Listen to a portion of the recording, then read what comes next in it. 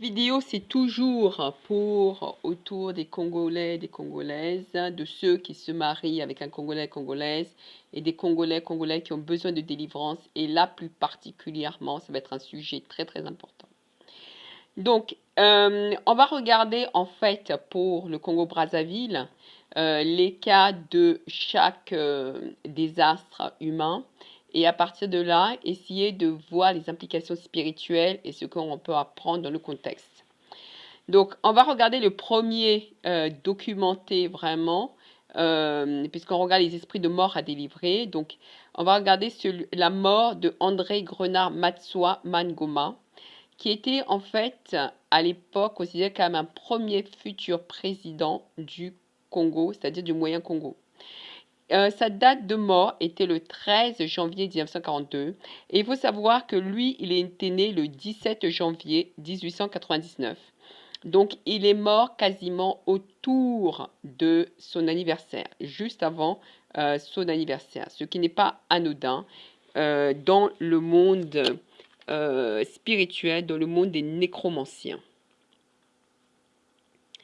Ensuite, lorsqu'on regarde les circonstances de sa mort, donc sa mort était suspecte dans une prison de Mayama et son inhumation a été plus ou moins anormale puisque on ne sait pas plus ou moins où est son corps, etc., etc. Les personnes impliquées dans sa mort, on ne sait pas trop, mais on va voir que quand on regarde donc ce qui s'est déroulé, donc sa mort en 1942 et on regarde aujourd'hui, c'est-à-dire 80 ans après quasiment, on peut deviner que ceux qui étaient responsables de ta mort étaient des gens du pool.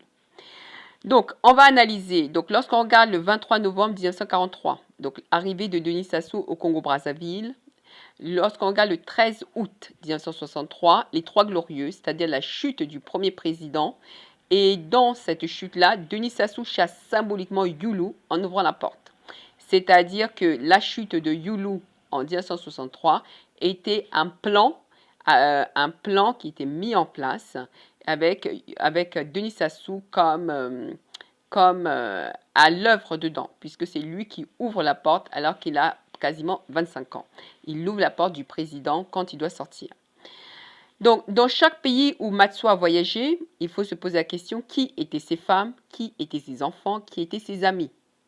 Donc, ces gens-là, vu que la personne meurt en 1942 alors qu'elle avait une aura, lorsqu'ils apprennent sa mort ou son absence en 1942, est-ce qu'ils n'auraient rien fait?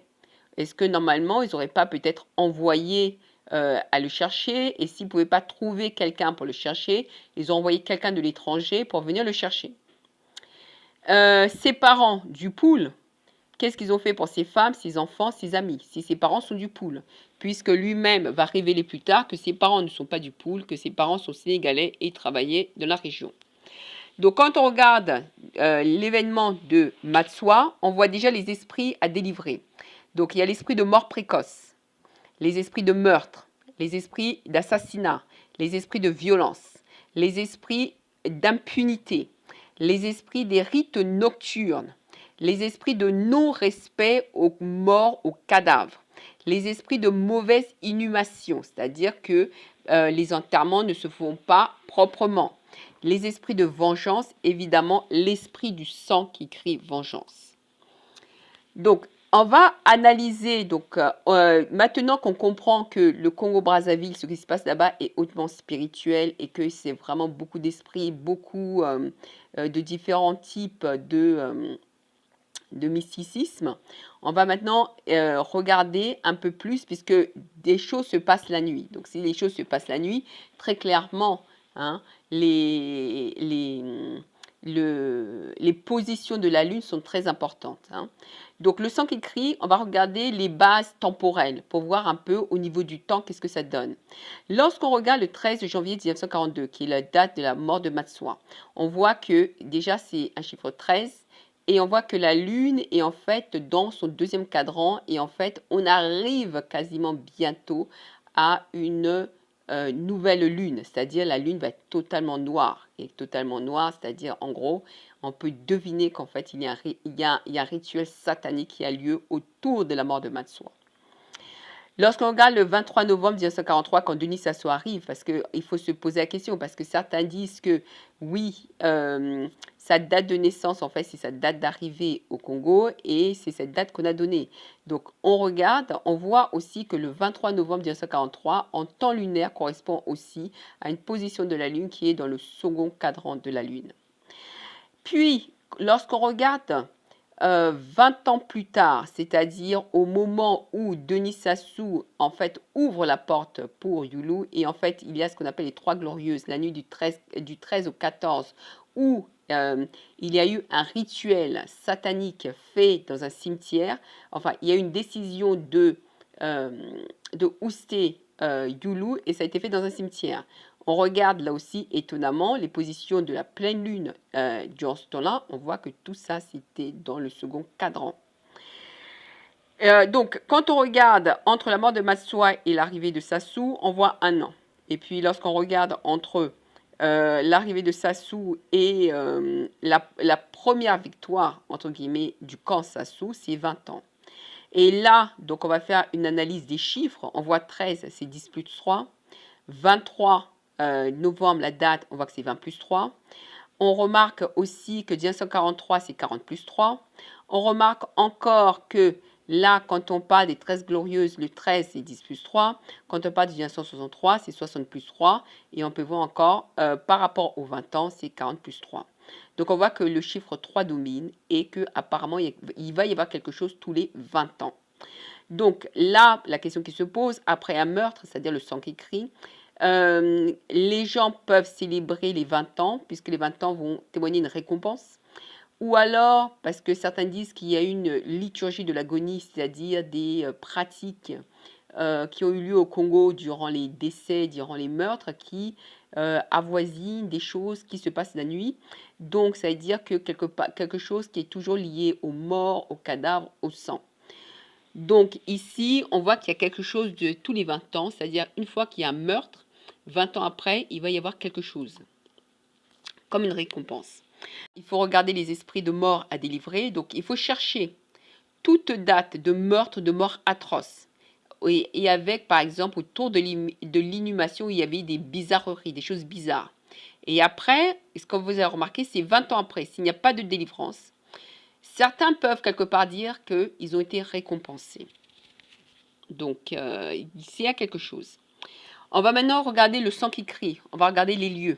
Donc, on voit que le 13 janvier 1942, le sang qui crie, c'était dans une prise de Bayama. Et il y avait des histoires comme quoi tout cela avait lieu la nuit. Donc, en gros, c'est des trucs de la nuit, cimetière la nuit. On regarde le 23 novembre 1943. On voit encore Denis Sassou qui arrive.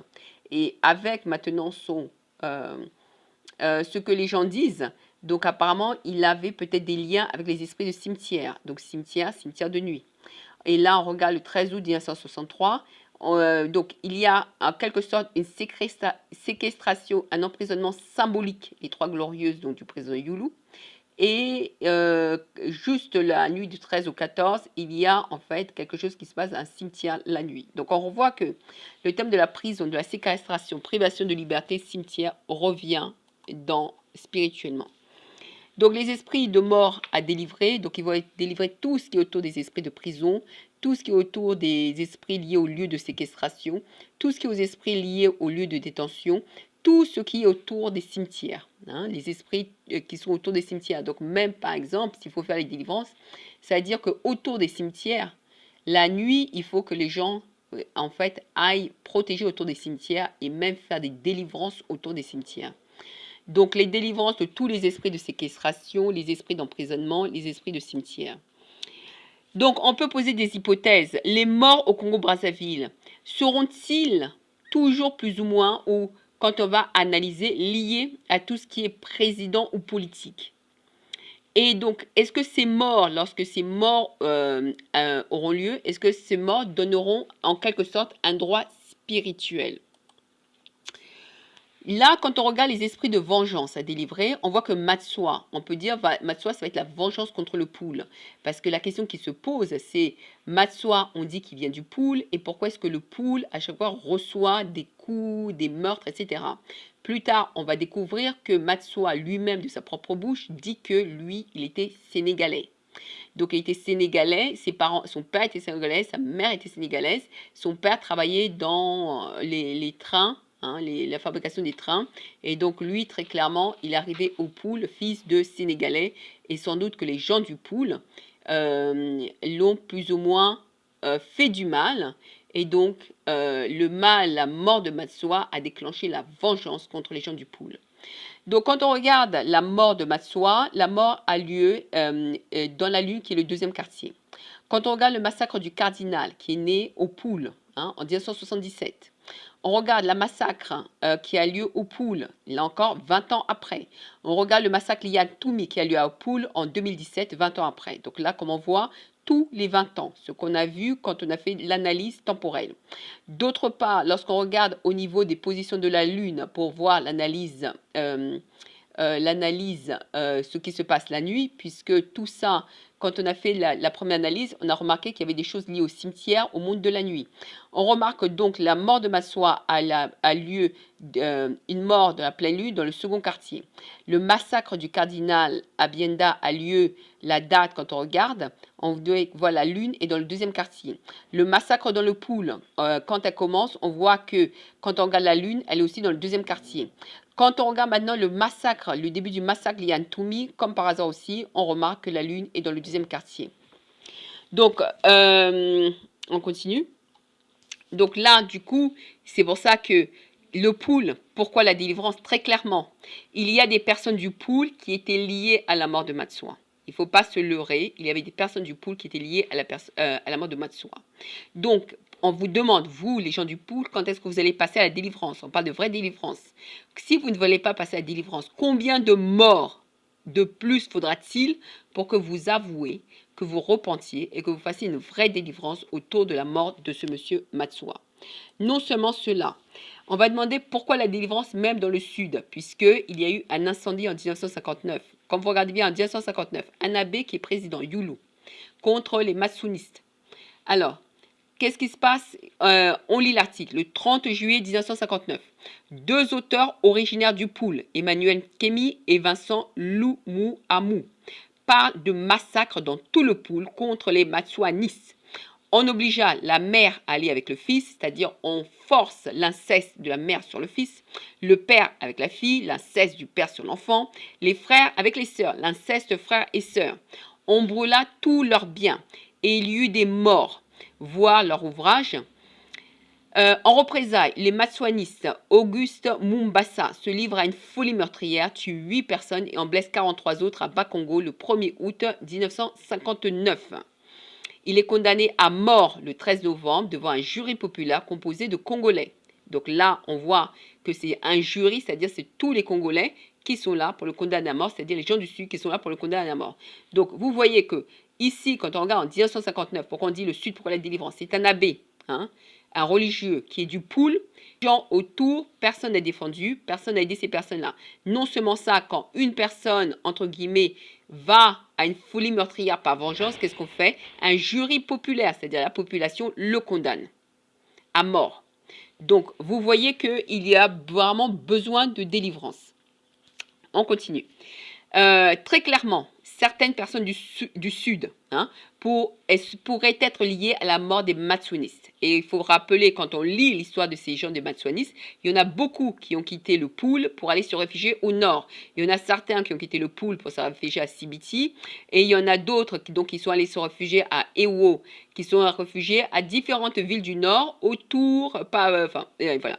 Donc ils sont allés se réfugier. Donc ce sont des gens du Sud qui sont allés se réfugier au nord. Donc vous voyez que les gens qui sont au nord, leurs descendants, ce sont des descendants des gens du Sud.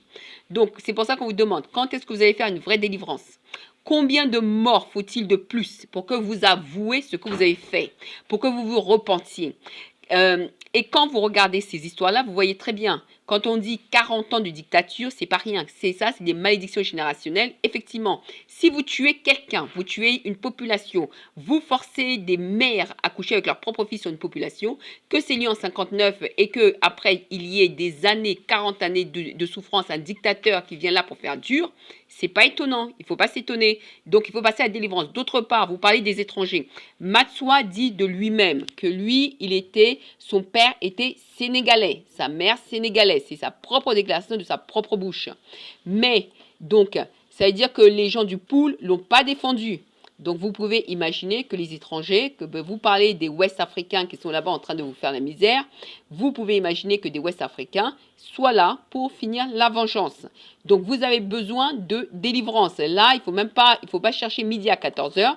Donc, maintenant, vous pouvez, donc là, je vais lire un texte de Matsoua lui-même quand il avait écrit « Je suis un Sénégalais français, fils de Sénégalais français. Mon père, Diouf, était attaché aux travaux publics à Brazzaville et avait habité à Dakar, rue Rafaner. » Donc, vous voyez que Matsoua, c'était un étranger sénégalais. Donc, il a tiré des foules du pool dans le mouvement matsouaniste.